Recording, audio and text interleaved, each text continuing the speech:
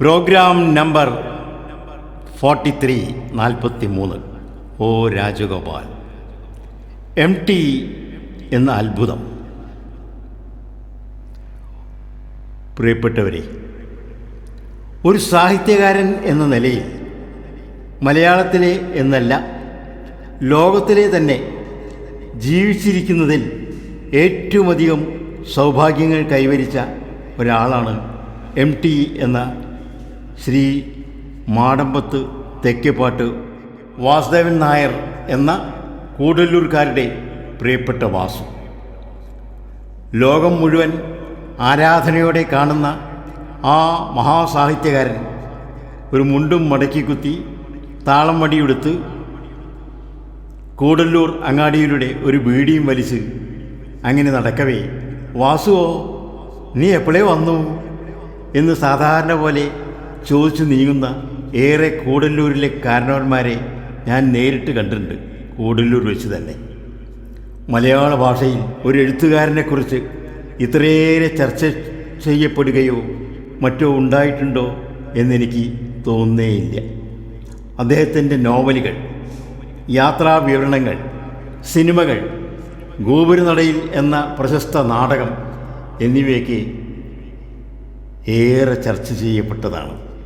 പുരസ്കാരങ്ങളുടെ കാര്യമാണെങ്കിൽ ഇനി നൊബേൽ സമ്മാനം കൂടിയേ അദ്ദേഹത്തിന് ലഭിക്കാനായിട്ടുള്ളൂ. പ്രിയപ്പെട്ടവരെ, ഞാനെൻ്റെ സ്വകാര്യ ലോകത്തേക്ക് കിടക്കട്ടെ. ശ്രീ MTയെ ഞാൻ ആദ്യമായി കാണുന്നതും പ്രഭാഷണം കേൾക്കുന്നതും ഞാൻ കോഴിക്കോട് കോളേജിൽ പഠിച്ചിരുന്ന കാലത്താണ്. അന്ന് അദ്ദേഹം മാതൃഭൂമി പത്രാധിപരാണ്. കോളേജിൽ യൂണിയൻ ഉദ്ഘാടനത്തിന് വന്നതായിരുന്നു അദ്ദേഹം. 55 മിനിറ്റ് നീണ്ടുനിന്ന ഒരു മനോഹരമായ പ്രസംഗം ചെയ്തു. അതിലെ ഓരോ വരിയും ഇന്നും എൻ്റെ ഓർമ്മയുടെ ഓളപ്പാളികളിൽ ഒടിമങ്ങാതെ നിൽക്കുന്നു. വീണ്ടും വീണ്ടും കേൾക്കാൻ തോന്നിക്കുന്ന, ബുദ്ധിയും ഹൃദയവും ചേർന്ന സവിശേഷമായ ഒരു സംഘനൃത്തം എന്നേ ആ പ്രഭാഷണത്തെ വിശേഷിപ്പിക്കാനാകും. കോളേജ് പഠനശേഷം വിധി എന്നെ കൊണ്ടെത്തിച്ചത് തിരുനാവായ എന്ന ഗ്രാമത്തിലെ നാവാമുന്ത ഹൈസ്കൂളിൽ കെമിസ്ട്രി അധ്യാപകനായിട്ടാണ്.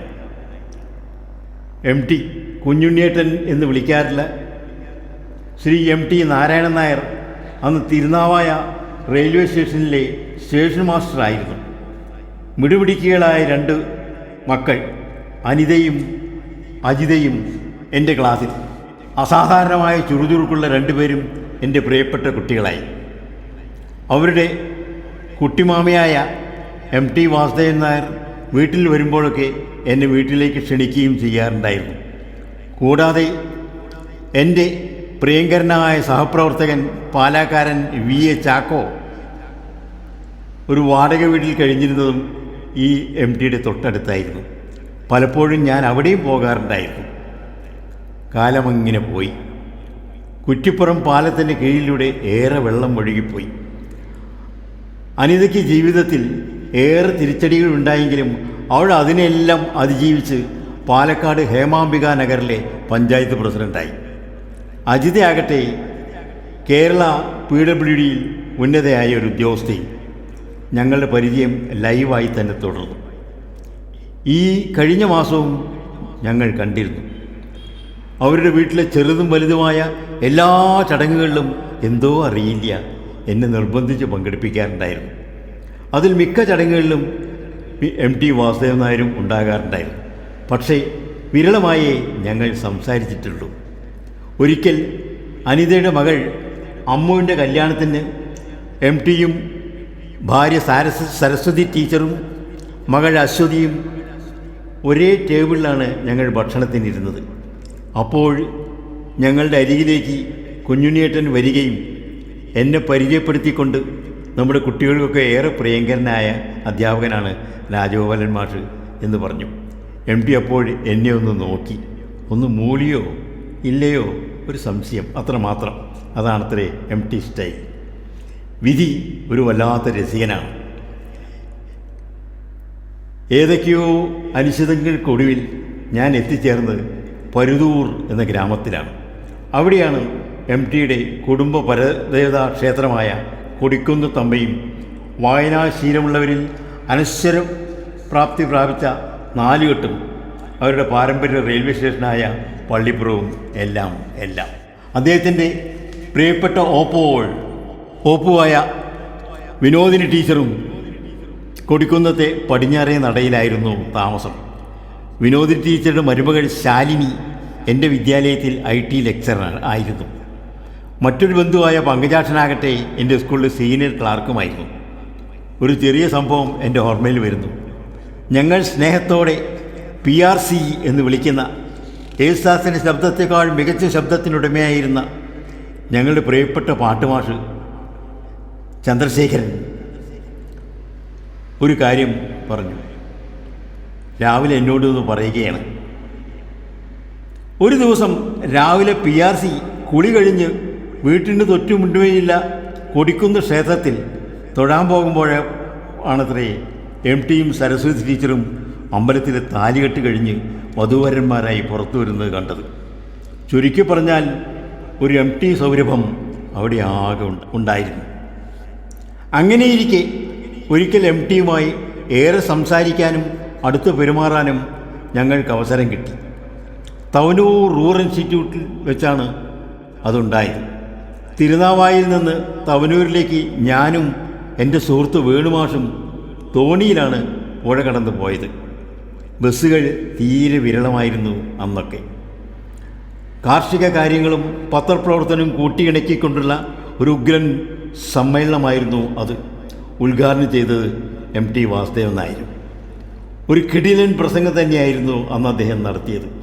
കഠിനാധ്വാനത്തിലൂടെ അവനവൻ്റെ വിജയം വേറിട്ട മാർഗത്തിലൂടെ കണ്ടെത്തണം എന്ന കാര്യത്തിലൂന്നി വൈലോപ്പിള്ളി കവിയുടെ ശ്രീരേഖ എന്ന കവിതാ സമാഹാരത്തിലെ എൻ ഒച്ച വേറിട്ട് കേട്ടുവോ നീ എന്ന് കാമുകനോട് ചോദിക്കുന്ന ആ മനോഹരമായ വരികൾ ഉദ്ധരിച്ചുകൊണ്ടാണ് എം ടി പ്രസംഗം അവസാനിപ്പിച്ചത്. അന്നത്തെ സമ്മേളനത്തിൻ്റെ ലഞ്ച് ബ്രേക്ക് സമയത്താണ് എം ടിയുമായി ഞങ്ങൾ ഏറെ നേരം സംസാരിച്ചത്. ക്യാമ്പസിലെ ഒരു മരത്തിന് താഴെ ഏകനായി നിരന്തരം പുകവലിച്ചുകൊണ്ട് ഇരിക്കുകയായിരുന്നു എം ടി. ആയുടെ മാത്രം നിർമ്മാണം പൂർത്തിയായ വിൽക്കാനുണ്ട് സ്വപ്നങ്ങൾ എന്ന സിനിമയെക്കുറിച്ച് അന്വേഷിച്ചുകൊണ്ടാണ് ഞങ്ങൾ സംഭാഷണം തുടങ്ങിയത്. ചില പ്രശ്നങ്ങൾ ഉണ്ടായതിനാൽ ചിത്രത്തിൻ്റെ പകുതിക്ക് ശേഷമുള്ള ഭാഗങ്ങൾ തനിക്ക് തന്നെ നേരിട്ട് ഇടപെട്ട് തീർക്കേണ്ടി വന്നു എന്നും ആ ഭാഗങ്ങളെല്ലാം ദുബായിൽ വെച്ചാണ് ചിത്രീകരിച്ചതെന്നും എം ടി വിശദീകരിച്ചു. ഇന്നത്തെ അതിപ്രശസ്തനായ മെഗാസ്റ്റാർ മമ്മൂട്ടി അഭിനയ രംഗത്തേക്ക് വന്ന ആദ്യ ചിത്രമായിരുന്നു അത്. മാധവൻകുട്ടി എന്ന പേരിൽ വളരെ ചെറിയ ഒരു റോളിൽ. വേണുവിനും എനിക്കും അസാധാരണമായ നിർവൃതി പകർന്ന ആ സമാഗമം ഞങ്ങൾ ഒരിക്കലും മറക്കില്ല. ഈ സിനിമ മാത്രമല്ല, അദ്ദേഹം തിരക്കഥ മുതൽ കൈവച്ച എല്ലാ കാര്യങ്ങൾക്കും ഒരു നവീനത ഉണ്ടായിരുന്നു. ഈ നൂറ്റാണ്ടിൽ മനുഷ്യരാശിക്ക് ലഭിച്ച സിനിമ എന്ന അസാധാരണ മാധ്യമത്തെ മലയാളത്തിലെങ്കിലും ഒന്ന് ശുദ്ധീകരണം ചെയ്തെടുത്തുവല്ലോ അദ്ദേഹം. ഒരിക്കൽ തിരുനാവായ നാവാമുകുന്ദ ഹൈസ്കൂളിൽ എം ടി ചെയ്ത പ്രസംഗത്തെ എന്താ പറയുക, സിംപ്ലി ഗ്രാൻഡ് എന്നല്ലാതെ വിശേഷിപ്പിക്കാനാകില്ല. മന്ദമായി തുടങ്ങി പിന്നെ അങ്ങനെ അദ്ദേഹത്തിൻ്റെ കഥകളിലും നോവലുകളിലും കാണുന്ന ഹൃദയഹാരിയായ ഗ്രാമീണ ശൈലിയിലേക്ക് ഊർന്നിറങ്ങി ഉഗ്രൻ പരിസമാപ്തിയിലെത്തിക്കുന്ന മറ്റാർക്കും അനുകരിക്കാനാവാത്ത ആ തനിമയാർന്ന ശൈലി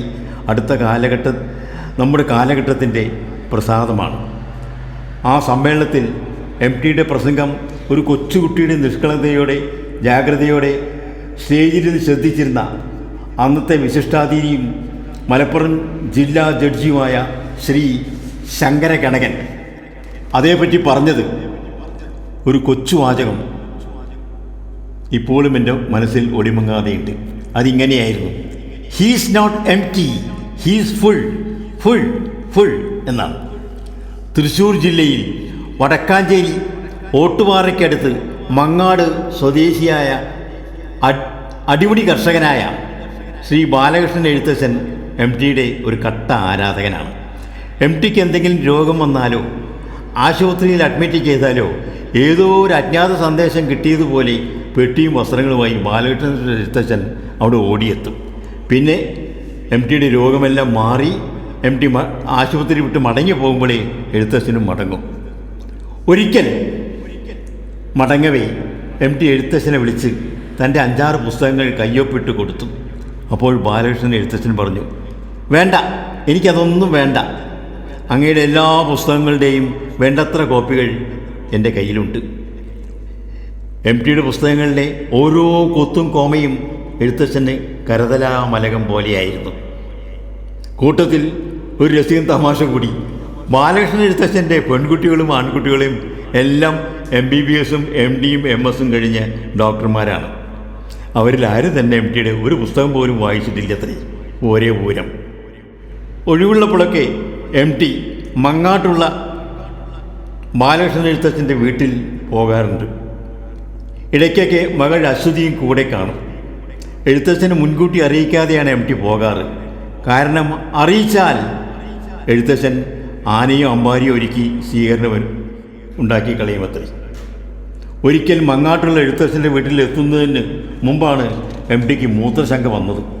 അപ്പോൾ എം ടി മുറ്റത്തിൻ്റെ അറ്റത്തുള്ള ഒരു പൊന്തയ്ക്കടുത്ത് പോയി മൂത്രം വിളിച്ചു. കൂടെ ഉണ്ടായിരുന്ന മകൾ അശ്വതി കുപിതയായി അച്ഛനോട് പറഞ്ഞു, അച്ഛൻ എന്താണ് ഈ കാണിച്ചത്? ആളുകൾ കണ്ടാൽ കുറവില്ല അച്ഛാ. അപ്പോൾ എം ടി പറഞ്ഞു, ഒരു കുറവില്ലടി കുട്ടിയെ, ഇത് ഞങ്ങൾ നാട്ടുപുറത്തുകാർക്ക് സാധാരണ പതിവല്ലേ എന്ന്. അറിയാത്ത രഹസ്യങ്ങളെ ഗർഭത്തിൽ വഹിക്കുന്ന മഹാസമുദ്രങ്ങളെക്കാൾ അറിയുന്ന നിലാനദിയാണ് എനിക്കിഷ്ടം എന്ന് പറഞ്ഞ ഇത്തരമൊരു മഹാമനീഷിയെ നമുക്കെന്തെങ്കിലും ഇനി ഈ ജന്മത്തിൽ കിട്ടുമോ? എഴുത്തുകാർ നമുക്കേറെ ഉണ്ടായിരിക്കും. പക്ഷേ നമ്മുടെ ഗ്രാമീണ ജീവിതത്തിൻ്റെ സാരല്യങ്ങളെ, വ്യക്തിത്വങ്ങളുടെ ഹൃദയ നിറവുകളെ, നന്മകളെ, കാപട്യങ്ങളെ എല്ലാം ഇത്രമാത്രം ഹൃദയശുദ്ധിയോടുകൂടി കൈകാര്യം ചെയ്ത ഒരു എഴുത്തുകാരൻ കേരളത്തിലില്ല. എന്തിന് ഇന്ത്യയിൽ തന്നെ ഇല്ല എന്നെനിക്ക് തോന്നുന്നു. 4 കെട്ട് മുതൽ 2-ാം മൂഴം വരെയുള്ള അദ്ദേഹത്തിൻ്റെ സൃഷ്ടികളെല്ലാം പരിശോധിച്ചാൽ നമുക്ക് മനസ്സിലാകും, നമ്മുടെ എം ടി എപ്പോഴും പാർശ്വവൽക്കപ്പെട്ടവരുടെ കൂടെയാണെന്ന്. നായകന്മാരും പ്രതിനായകന്മാരും കൂടി സ്വാർത്ഥതയുടെ പോരാട്ട നാടകം നടത്തുമ്പോൾ പാർശ്വവൽക്കരിക്കപ്പെട്ടു പോകുന്ന അവരുടെ കൂടെയാണ് എപ്പോഴും അദ്ദേഹത്തിൻ്റെ പേന ഉറച്ചു നിൽക്കുക. ആത്മകഥയോട് ഇടചേർന്ന് നിൽക്കുന്നു എന്ന് എല്ലാവരും കൊട്ടിഘോഷിച്ച കൃതിയാണെന്ന് പറയാറുള്ള അദ്ദേഹത്തിൻ്റെ കാലം എന്ന അതിമഹത്തായ സൃഷ്ടിയിൽ സുമിത്ര സേതുവിനോട് പറയുന്ന ആ വാചകമുണ്ടല്ലോ, അല്ലെങ്കിലും സേതുവിന് എന്നും ഒരാളോട് മാത്രമേ സ്നേഹം ഉണ്ടായിട്ടുള്ളൂ, സേതുവിനോട് മാത്രം. ഇംഗ്ലീഷിൽ ടു കോൾ എ സ്പെയ്ഡ് എന്ന ചിന്തയ്ക്ക് അടിവരയിട്ട് പറയാവുന്ന ഇത്രയും ശക്തമായ ഒരു പ്രയോഗം ഞാൻ എൻ്റെ ജീവിതത്തിൽ ഇതേവരെ കേട്ടിട്ടില്ല, വായിച്ചിട്ടുമില്ല. കാലം വായിച്ച ശേഷം കുറച്ചു നേരം ഞാനങ്ങനെ ഇരുന്നു. പിന്നെ കുളിച്ചു വന്ന ശേഷം കണ്ണാടിയിൽ നോക്കി. കഷ്ടം, ഉണ്ടമുഖമുള്ള രാജഗോപാലിനെ ഞാൻ കണ്ണാടിയിൽ കണ്ടില്ല. അതിൽ നന്ദികേടിൻ്റെയും സ്വാർത്ഥതയുടെയും രൂപമായ സേതുവിനെയാണ് കാണാൻ കഴിഞ്ഞത്. ഞാനടക്കം ഈ ലോകം സേതുക്കളെ കൊണ്ട് നിറഞ്ഞിരിക്കുകയാണ്. മിററിൻ്റെ മുന്നിൽ നിൽക്കെ ആ പഴയ സിനിമാ ഗാനം അവ്യക്തമായി ഞാൻ കേട്ടുവോ, കണ്ണാടിയാദ്യമായി ആദിരൂപം സ്വന്തമാക്കി